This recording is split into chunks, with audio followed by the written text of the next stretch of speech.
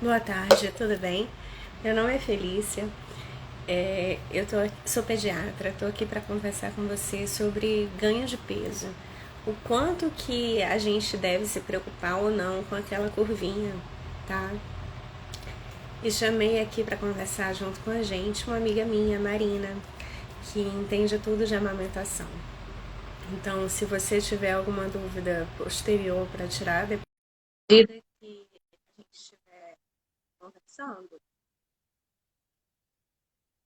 Pronto, Marina, aceitei. À medida que a gente estiver conversando, a gente pode tirar alguma dúvida que venha surgir também. Muito bem. Tá? Boa tarde, moça. Quer se Me escuta apresentar? bem? Já me apresentei aqui. Eu vi. Boa tarde a todos. Todos estão me ouvindo bem? Tá, então, gente. Boa. Eu sou a Marina, eu sou psicóloga, sou também consultora em aleitamento materno, né? E havia aí sugerido a Felícia da gente fazer, né, uma conversa aí sobre um tema que todo dia tem na minha caixinha e na sua deve ter também, né? E aflige o coração das mães, quando não é no início, é no meio, é no final. A gente está sempre preocupada atrás dos números, atrás do quanto que cresceu, quanto que não cresceu, quanto que ganhou, se ganhou 100 gramas a mais a menos. Acabei de conversar com uma mãe que o bebê nasceu, ganhou 100 gramas e mandaram botar fórmula na criatura. E assim vamos, esse é o nosso dia a dia. Né? Tenho aqui muitas perguntas para a gente ir respondendo, mas vamos começar do começo. O começo já está justamente essa. Vamos começar do começo. O que eu acho importante todo mundo saber é que o neném, ele nasce com peso X, sei lá, 3 quilos. E na primeira semana, nos primeiros 10 dias, eu espero que ele perca peso. Independente se ele tá na mamadeira, independente se ele tá no peito, ele vai perder. Por quê? Porque é muita água que tem ali. Então ele perde aquela água. E depois dos 10 dias, eu espero que ele já comece a recuperar aquele peso. Então, na primeira avaliação do neném, que deve ocorrer até os 10 dias, é esperado que o neném perca peso, tá? E, além disso, também, né, ainda na gravidez, esse bebê já vem tendo um ritmo de crescimento, ele já tem uma curva de crescimento dentro da barriga. E essa curva tende a continuar, né? Então, se você tem, por exemplo, um bebê que nasceu com peso menor, a gente tem Isso. um tipo de curva. Se a gente tem um bebê prematuro, a gente tem um outro, a gente espera um outro tipo de curva, né? E a própria dificuldade ainda nos primeiros dias do bebê aprender a mamar, né? A mãe ainda não está sabendo muito bem posicionar aquele bebê, ele dorme muito tempo. Então, a gente dá essa margem, né, de perda inicial aí de peso, porque a gente está esperando que tudo entre nos eixos ali naqueles primeiros 10, 15 dias, e a partir dali sim, aí engrena, engata a amamentação, engata a boa pega, engata a mãe, fica com o radar ligado, né, fica mais esperta, e as coisas começam a funcionar, né? É, Mas existem... Pode falar, pode falar. pode falar, desculpa. O que é importante é a gente, como mãe, a gente ter as informações adequadas, né? Porque assim, a amamentação ela não é uma coisa intuitiva.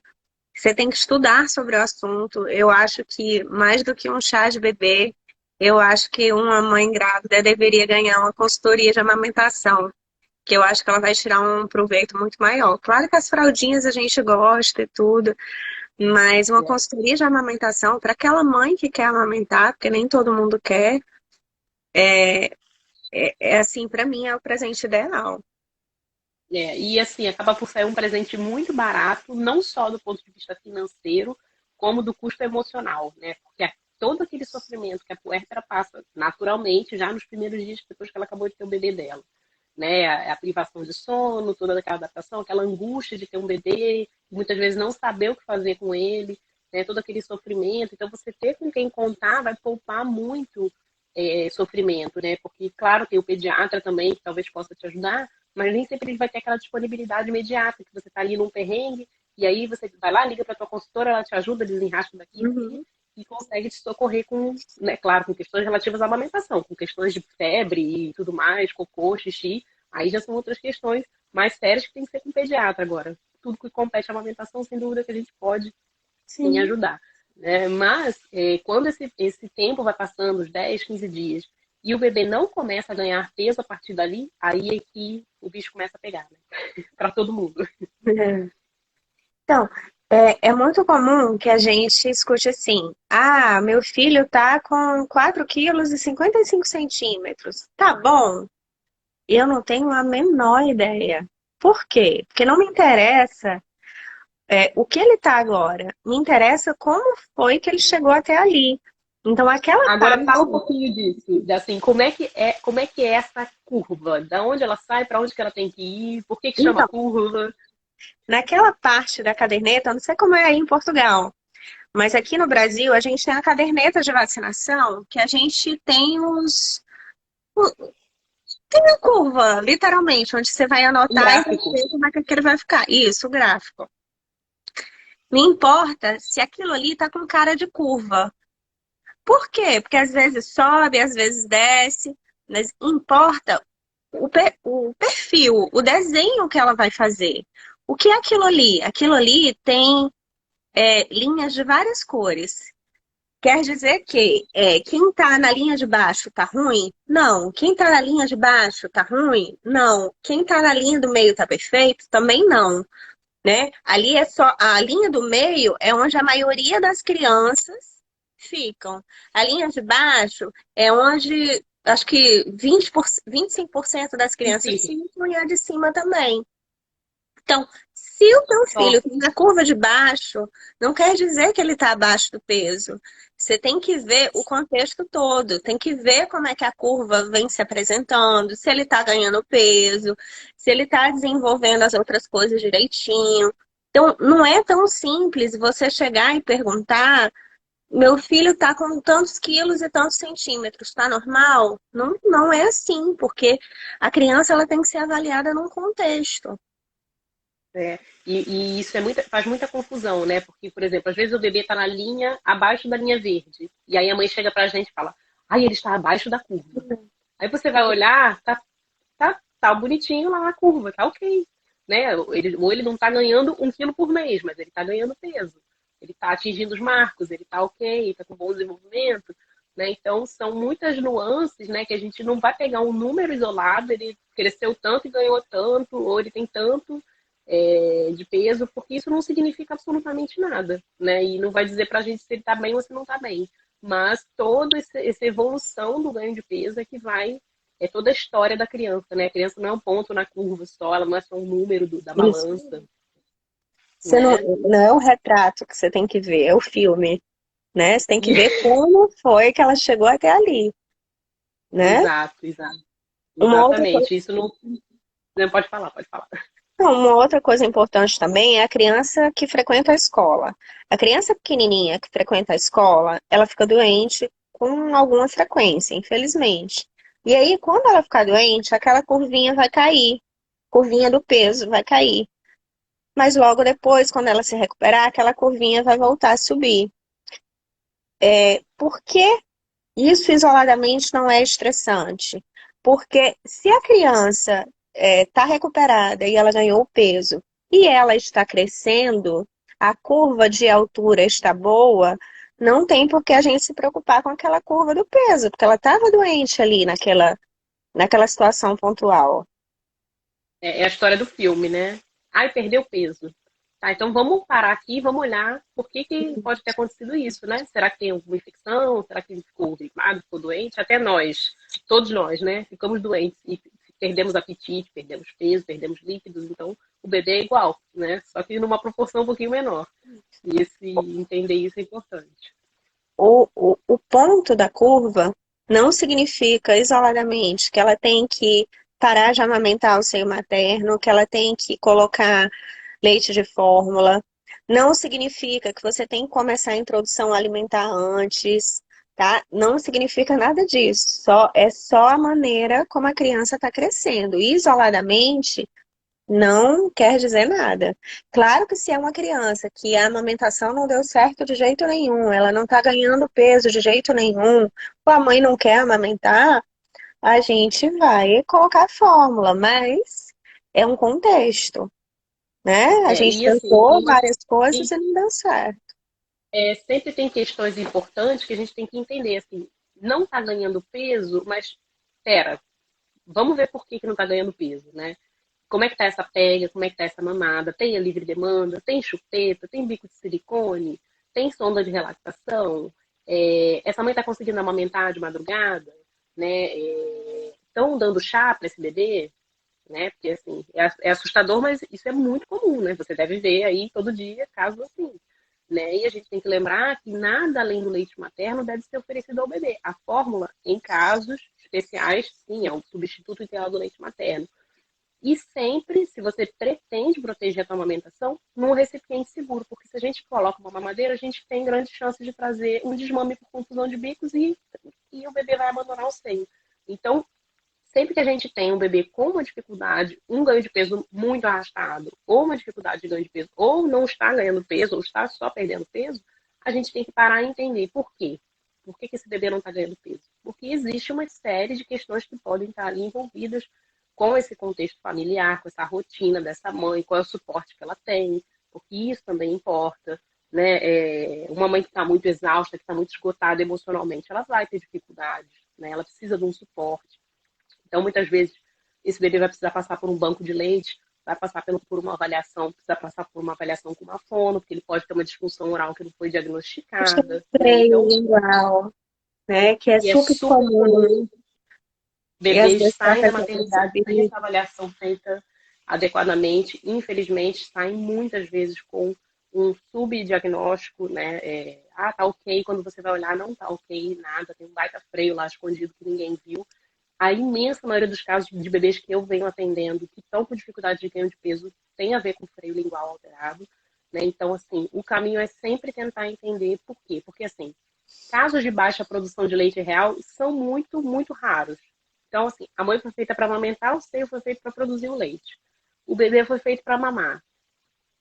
Na maioria das vezes a gente vai ter tudo funcionando bem por parte da mãe, mas a gente pode ter um bebê que não está conseguindo mamar adequadamente porque está havendo alguma limitação qualquer, né? Então tem que investigar isso a fundo e, claro, você não vai matar o bebê de fome enquanto você não descobre qual é a causa. Você tem que dar a fórmula a ele. Então a gente sempre vai orientar, né? Por isso que é importante acompanhar, para orientar essa mãe como é que ela vai fazer uma complementação segura, de preferência extraindo o próprio leite dela, né? Então ela pode fazer ordenhas para manter a produção, para não precisar introduzir a fórmula, gastar o dinheiro dela com a fórmula, gastar esse dinheiro de uma outra forma, de repente vai precisar de uma fono, de um odontopediatra, né? Alguém para acompanhar. E tudo isso pode ser feito também sem uso da fórmula se for uma opção da família.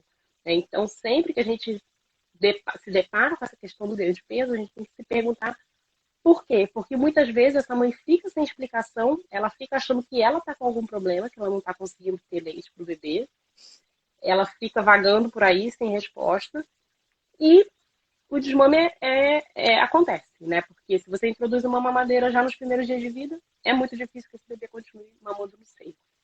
Essa é a E verdade. você falou uma coisa importante, porque assim, eu sou médica, eu estudei, mas eu não sou melhor do que ninguém.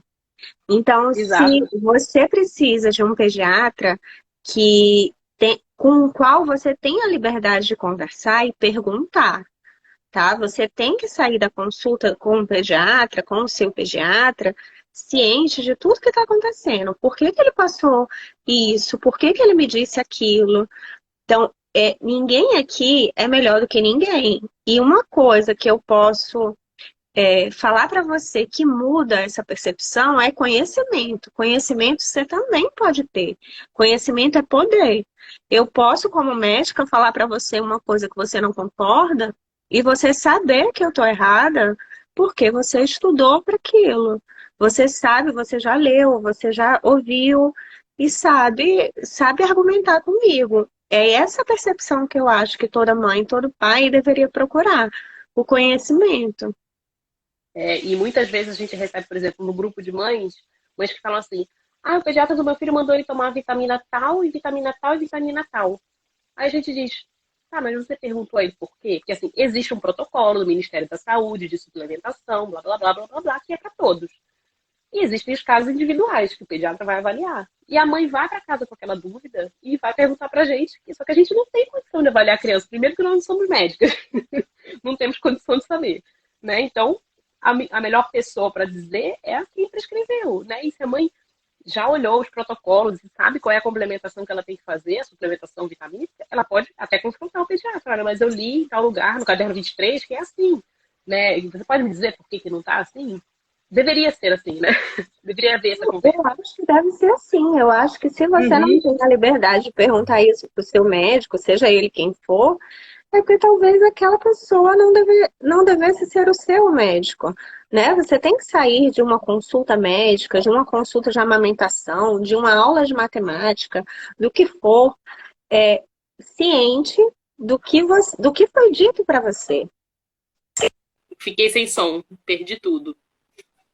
Não, falei que que a pessoa, né? Você tem que sair da consulta médica, tem que sair de uma aula de matemática, do que for, ciente das informações que foram te passadas e podendo perguntar qualquer dúvida que apareça, né? Existem protocolos a serem seguidos. Por que que você achou que, de repente, ali fugia do plano? Você pode me explicar, por favor? Não é porque ninguém é melhor do que ninguém. Por isso a gente tem que perguntar. E até às vezes a prescrição da fórmula também é feita sem que a mãe seja perguntada, né? Por exemplo, essa mãe com quem eu conversei hoje, né? O bebê ganhou 100 gramas depois do nascimento e o médico disse que ele tinha que ter ganhado mais. E aí ela foi para casa com aquela receita de fórmula e disse, olha, eu tenho baixa produção de leite. Não, ela, tá tudo ok, a criança acabou de nascer e ganhou 100 gramas, tá mais do que bom, tá? Acima do que deveria, né? Só que ela não. Lembrando que ela perde peso no começo, né? Exato. Então, assim, ela foi mal orientada, ficou com uma prescrição de fórmula, já está dando mamadeira para a criança, já está no risco de confusão de bico, já está tendo problemas com isso, a criança está incomodada, às vezes está até super alimentada, né? Porque a gente também sabe que se atocha uma mamadeira 100 ml de fórmula, a criança fica estufada com aquilo, pula várias mamadas, e aí você começa a ter a bola de neve, né? Que leva para o desmame. Então, por não ter essa iniciativa também de perguntar ao pediatra o porquê daquilo ali, ou não achar satisfatória a resposta, que também pode acontecer, ó, tá, ele me respondeu, mas eu também não concordo. Não existe. Hoje a gente tem muito acesso à informação boa, né? E você vai no Google, você tem acesso ao site da Sociedade Brasileira de Pediatria, que é super fácil, né? Tá tudo ali mastigado, você pode olhar, tá tudo ali detalhado, os cadernos do Ministério da Saúde. Então, tem essa possibilidade da gente olhar e ver e tirar dúvida, né? E saber de forma minimamente autônoma. Claro que questões mais complexas a gente não vai poder entrar, né? Doenças, manejos e prescrições de remédio e tudo mais, né? Mas essas mais relativas à amamentação e suplementações a gente tem livre acesso hoje. Estão falando aqui que a mãe cansada do primeiro mês, ao receber uma notícia que está com baixa produção, dá uma desmotivada. Não, Por isso que é aquilo muito ali importante. é uma sentença, é uma sentença. Ela agarra aquela informação ali, eu tenho baixa produção de leite. E ninguém vai tirar da cabeça dela aquilo. Ninguém. Por isso que eu acho importante, de presente, a consultoria de amamentação. Porque muitas vezes você vai saber até mais do que o pediatra que está com você. A verdade é essa, porque nem todo mundo faz consultoria de amamentação, né? Sim, Nem, infelizmente, deveria ser uma coisa obrigatória, mas não é.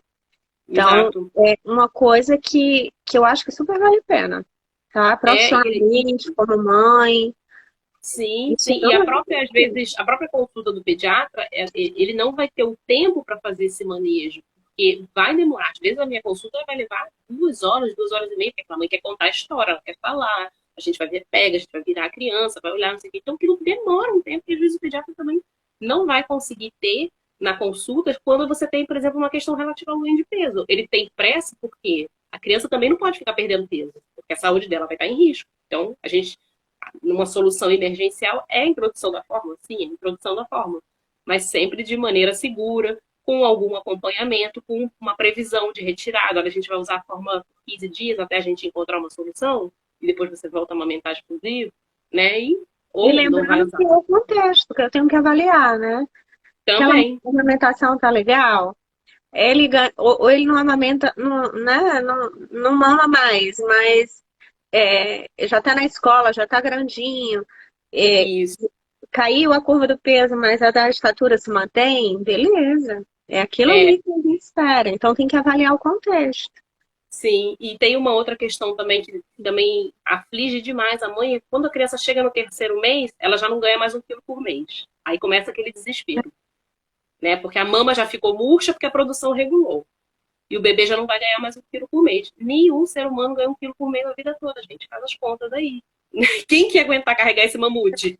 E é muito comum isso quando a criança vai para consulta depois de 1 ano. Porque ela ganhava bonitinho, quase 1 quilo, meio quilo, e de repente ela não ganha mais. Ela demora um Ela tempo ganha pra 100 ganhar, gramas. mas é isso mesmo.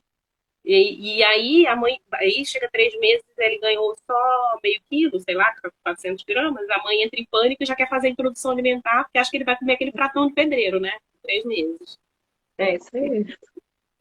O que é uma outra ilusão, né? Porque além de que ele não vai comer um prato de pedreiro, nem com 3, nem com 6, provavelmente, o que ele vai consumir não são alimentos tão calóricos assim. E o leite materno tem muitas calorias, né? O E ele pior, vai se habituando. o pior é porque às vezes a criança até come. A mãe faz uma mamadeira de sopa, né? Porque antes dos 6 meses, dificilmente aquela criança vai mastigar. Então faz uma Sim, mamadeira de sopa, dá um suquinho de laranja, às vezes ela até come, às vezes ela até engorda. Mas aí a gente já começa um outro problema. Já começa uma introdução alimentar toda errada. E daqui a pouco aquela mãe vai estar se questionando de que aquela criança não come direito. É é. batata. É isso aí. Não desenvolve as habilidades de mastigação, engasga muito, faz muito gag, não tem a segurança necessária, né? Porque a gente sabe que tem mais risco de engasgo quando se faz uma introdução alimentar precoce. E a gente começa ali a ter, ou a gente arruma um problema, mas arranja outro. Né? Então a gente também tem que pensar a que preço que você vai fazer essa criança ganhar peso, né? É a base do engrossante que vai estragar a saúde dessa criança? Ou é melhor você ter um bebê magro e um bebê saudável? Todo mundo quer ser magro e saudável, não é isso? Eu quero ser, eu não quero ficar obesa. Eu quero ser fit. É isso. Então, assim, para o bebê é igual ser magro e saudável, é bom, é positivo, é sinal de que você vai ter uma criança com um risco menor de obesidade futura, de hipertensão, de diabetes. E isso é maravilhoso. Acho que é isso que a gente quer para a vida dos nossos filhos, né?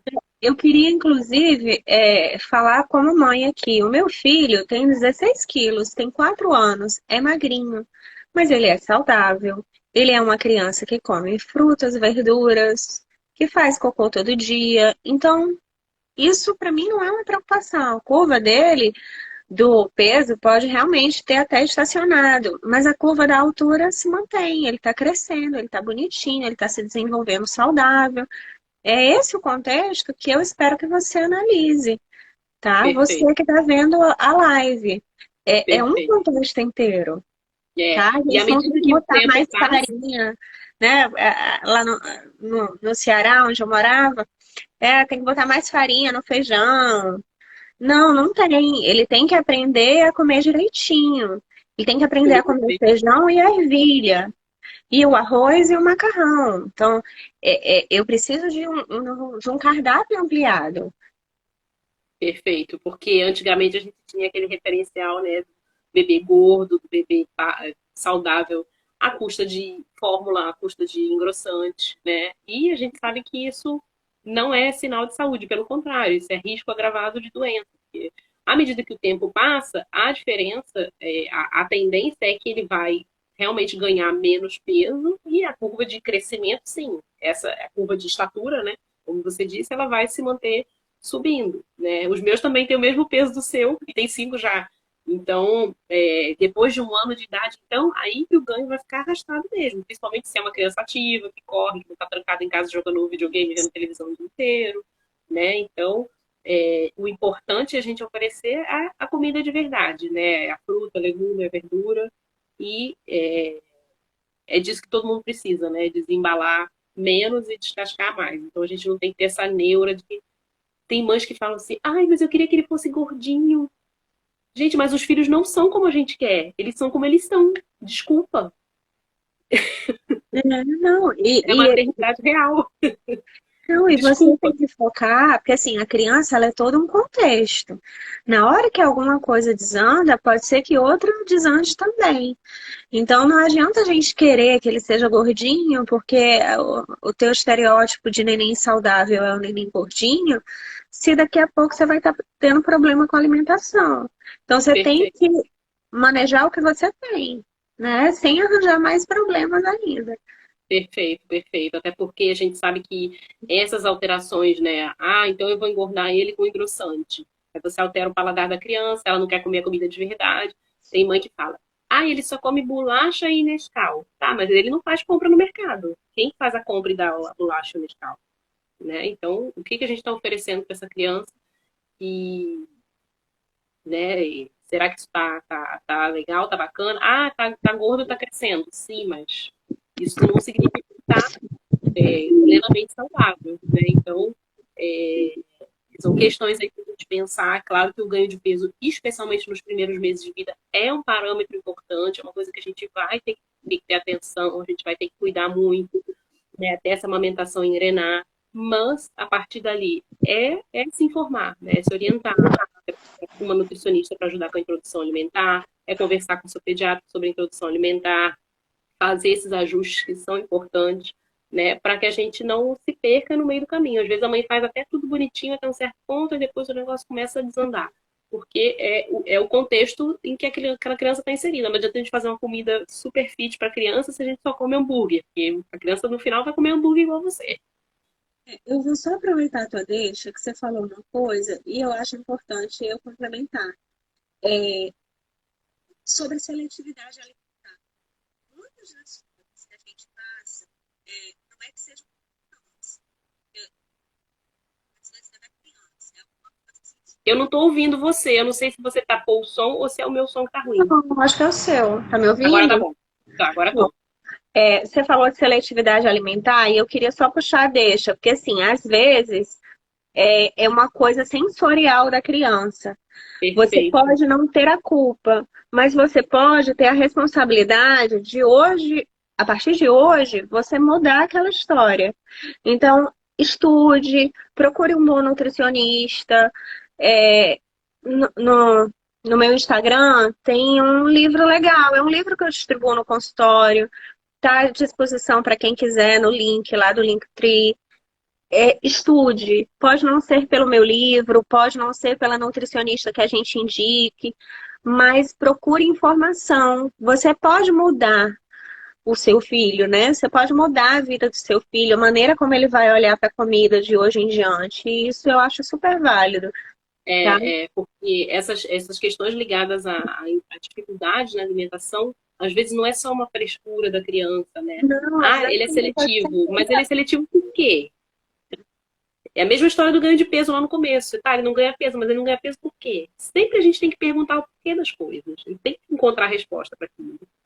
Não, e no livro eu coloquei até pequenos diálogos que eu imagino que acontecem em casa para você saber o que é que você responde.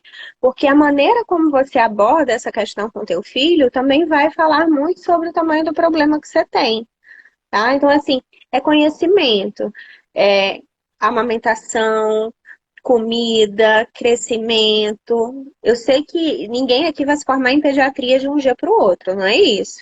Mas você tem o poder de ter o mínimo de conhecimento possível para você perguntar ao seu pediatra quando uma dúvida aparecer. Sim, exatamente, exatamente. E é isso, a gente hoje tem muito acesso a coisas boas, né?